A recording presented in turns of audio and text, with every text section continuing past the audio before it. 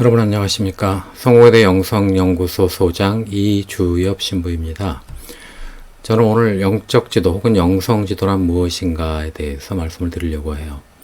이 영적지도가 코로나19 이후에는 교회의 사역에서 더욱 중요해질 거라고들 예상들을 하시죠. 오늘 세 가지 포인트를 말씀을 드리려고 해요. 영적지도라고 하는 것은 무엇보다 내 삶에 하나님께서 어떻게 함께하고 계신지를 알아차리는 것. 알아차리기다라는 말씀이 첫 번째고요. 두 번째로는 이것은 흔히 말하는 그 심리상담 혹은 목회상담과는 다르다라는 말씀을 드리려고 하고요. 세 번째로는 영적 지도자는 무엇보다 그 현명하고 지혜로운 사람을 골라야 한다라는 말씀인데 그게 무슨 말이냐? 좀 이따 설명을 좀 드리도록 하죠. 자, 우선 그 성서 말씀 중에 요한복음 3장 8절에 보면 예수님께서 니고데모하고 대화를 나누시면서 이런 말씀을 하시죠. 이 바람이 불면 우리가 쉽게 알아차리지 못하죠. 바람이 눈에 보이는 것도 아니고, 그죠?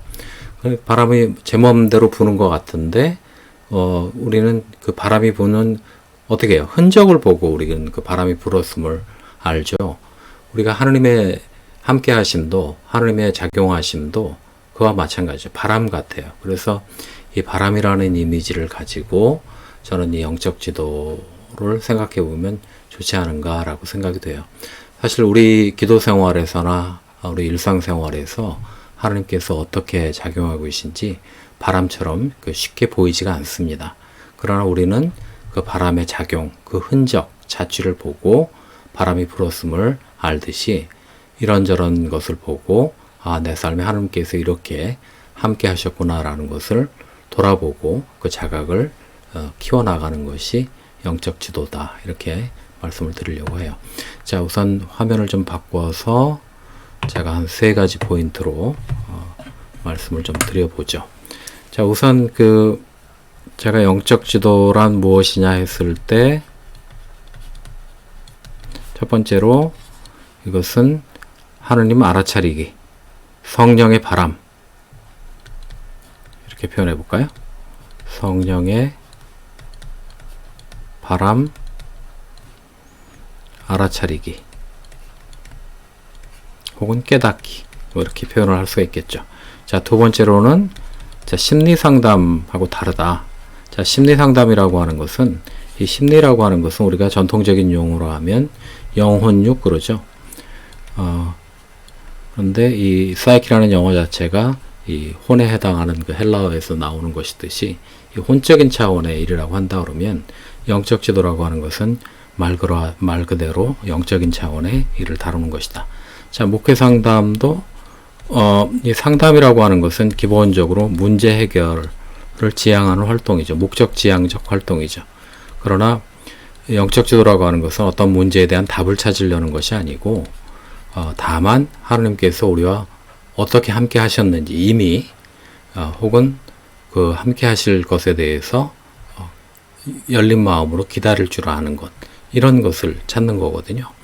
그 다음에 세 번째로 현명한 사람을 영적 지도자로 고르라 그랬는데 현명함이란 결국 뭐냐 그래 보면 그 사람이 기도하는 사람인지 그 사람이 영적 지도의 경험과 훈련이 많은 사람인지 이게 말처럼 쉽지가 않거든요. 의외로 우리 주변에서 보면